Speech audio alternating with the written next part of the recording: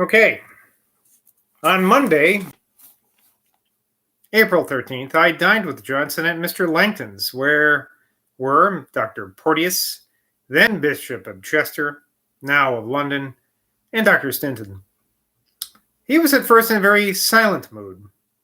Before dinner, he said nothing but "pretty baby" to one of the children. Langton said very well to me afterwards that he could repeat Johnson's conversation before dinner, as Johnson had said that he could repeat a complete chapter of the natural history of Iceland, from the Danish of Horbro, the whole of which was exactly thus. There's some Latin here. Latin numbers 32, we'll say. It's chapter 30, it's LXX2. I mean, Roman numeral I. So can't tell you. Concerning snake, though. There are no snakes to be met with throughout the whole island. Oh, I fudged that joke. That was a good joke, too. Let me start over again. So, this guy is saying he could quote Johnson, and just as Johnson said, he can repeat the complete chapter of the natural history of Iceland from the Danish of Horbro, the whole of which was exactly this, chapter whatever, concerning snakes. There are no snakes to be met with throughout the whole island.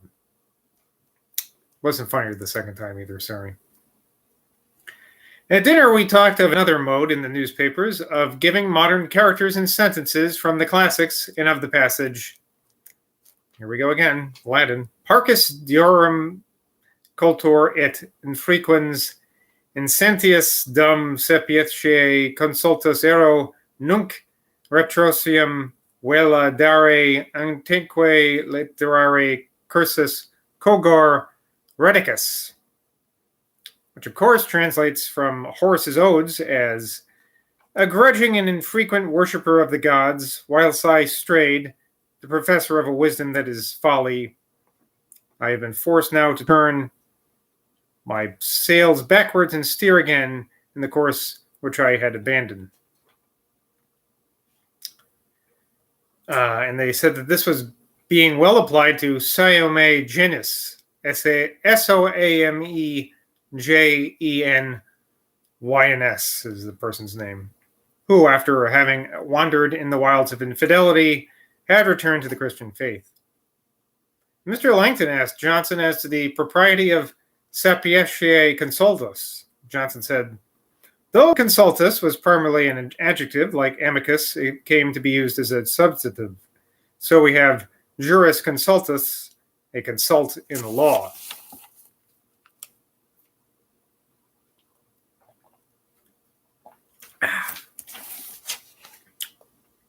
We talked of the style of different painters and how certainly a connoisseur could distinguish them. I asked if there was a clear difference of styles in language as in painting, or even as in handwriting, so that the composition of every individual may be distinguished. Johnson said, yes, those who have a style of eminent excellence, such as Dryden and Milton, can always be distinguished. I had no doubt of this, but what I wanted to know was whether there was really a peculiar style to every man, whatever, as there is certainly a peculiar handwriting, a peculiar countenance, not widely different in many, yet always enough to be distinctive. Blank blank facis non omnibus una nec diversa tanem, from Ovid's Metamorphoses. Feature is not the same in all, nor yet the difference great. The bishop thought not, actually, and said he supposed that many pieces in Dodsley's collection of poems, though all very pretty, had nothing appropriated in their style, and in that particular could not be at all distinguished. Johnson said, why, sir, I think every man whatever has a peculiar style, which may be discovered by a nice examination and comparison with others. But a man must write a great deal to make his style obviously discernible. As logicians say, this appropriation of style is infinite in poteste, limited in actu. Infinite in potentiality, limited in actuality.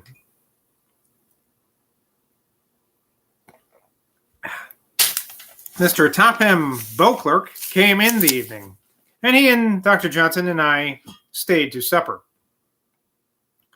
It was mentioned that Dr. Dodd had once wished to be a member of the literary club. Johnson said, "I should be sorry if any of our club were hanged. I will not say, but some of them deserve it." Oh, and it says, see note, page 798.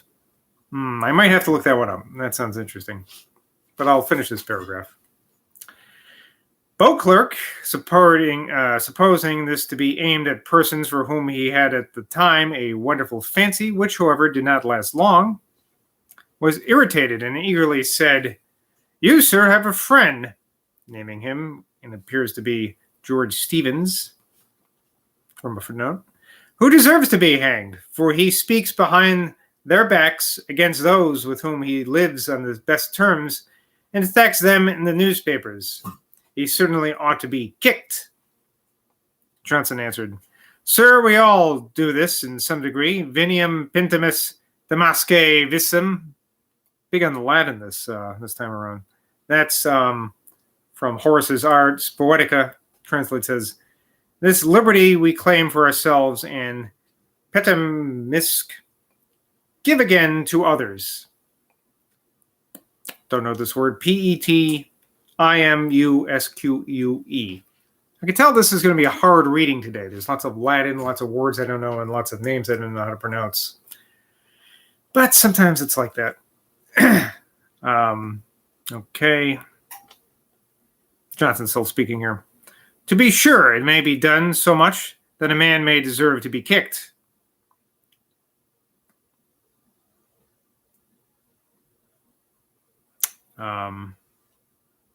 Beauclerk answered, "He is very malignant." Johnson said, "No, sir, he is not malignant. He is mischievous, if you will. He would do no man an essential injury. He may indeed love to make sport of people by vexing their vanity. I, however, once knew an old gentleman," says here in a footnote, this old gentleman was Littleton Pun's Minell, "who was absolutely malignant. He really wished evil to others and rejoiced at it." I said at this point, "The gentleman, Mr. Beauclerk, against whom you are so violent is, I know, a man of good principles." And Beauclerk said, "Then he does not wear them out in practice." Okay, I just want to go back. I'm sorry, I just got to do this. I got to look on 798 just for a second to see who's the person that Johnson thinks should be hanged. Oops, that's not it. Talk among yourselves in the meantime. 798, okay.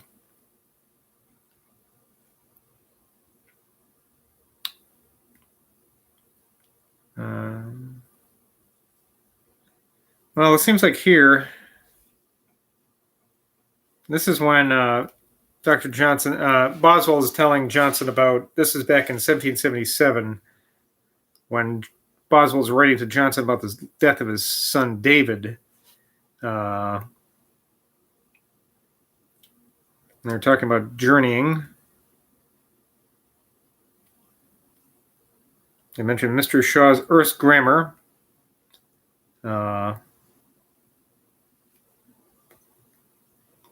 So it doesn't look like that. On the top of the page, let's see.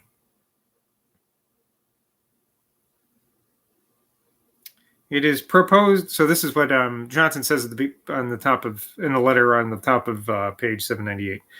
"It is proposed to augment our club with 20 to 30, of which I am glad, for we have several in it whom I do not much like to consort with, on account of their differing from him as religious and politics." He doesn't mention anybody specific, so I don't know why they were telling me to go to that page. I thought there was going to be an actual person that they were going to mention. Well, that was a waste of time. Anyway, back to the letter at hand. The story at hand. Page 939 we're on right now.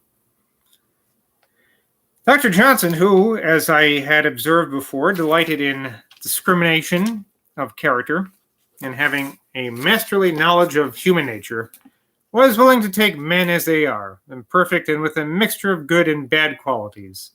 I suppose thought he had said enough in defense of his friend, of whose merits, notwithstanding his exceptional points, he had a just value, and added no more on the subject. That we were talking about in that one, George Stevens. I think I'm going to stop, whenever they say, see page, whatever, I'm going to stop going back to those pages because they're never usually very helpful. Just a note to myself. Okay. On Tuesday, April 14th, I dined with Johnson at General Oglethorpe's with General Paoli and Mr. Langton. General Oglethorpe declaimed against luxury.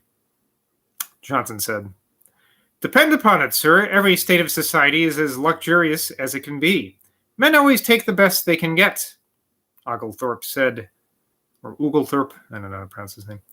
"But the best depend much upon ourselves, and if we can be as well satisfied with plain things, we are in the wrong to accustom our palates to what is high, seasoned, and expensive. What says Addison in his Cato, speaking of the Numidian?" Okay, here's a poem I got to read now. "Coarse are his meals, the fortune of the chase. Amid the running stream he slakes his thirst. Toils all the day, and at the approach of night, on the first friendly bank he throws him down, or rests his head upon a rock till morn. And if the following day he chance to find a new repast or an untasted spring, blessed his stars and thinks it luxury." Well, at least that doesn't rhyme. That wasn't so bad. "Let us have that kind of luxury, sir, if you will." This is Oglethorpe, which I feel like I've seen around where I live, that name. Maybe like a street. Johnson said to this, "But hold, sir, to be merely satisfied is not enough. It is in refinement and elegance that the civilized man differs from the savage. A great part of our industry and all our ingenuity is exercised in procuring pleasure. And, sir, a hungry man has not the same pleasure in eating a plain dinner that a hungry man has in eating a luxurious dinner. You see, I put the case fairly. A hungry man may have as much, nay, more pleasure in eating a plain dinner than a man grows fastidious has in eating a luxurious dinner. But I suppose the man who decides between the two dinners to be equally a hungry man." Talking of different governments, Johnson said, "The more contracted the power is, the more easily it is destroyed. A country governed by a despot is an inverted one. Government there cannot be so firm as when it rests upon the broad basis gradually contracted as the government of Great Britain, which is founded on the Parliament, then in the Privy Council, then in the King." I said at this point, "Power, when contracted into the person of a despot, may be easily destroyed, as the prince may be cut off. So Caligula wished that the people of Rome had but one neck, that he might cut them off at a blow." Oglethorpe said now, "It was of the Senate he wished that. The Senate, by its absorption, controlled both the emperor and the people. And don't you think that we see too much of that in our own parliament?"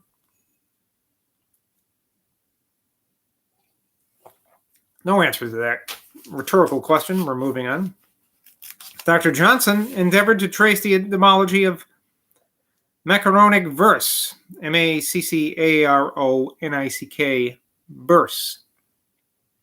verses, which he thought were of Italian invention from macaroni.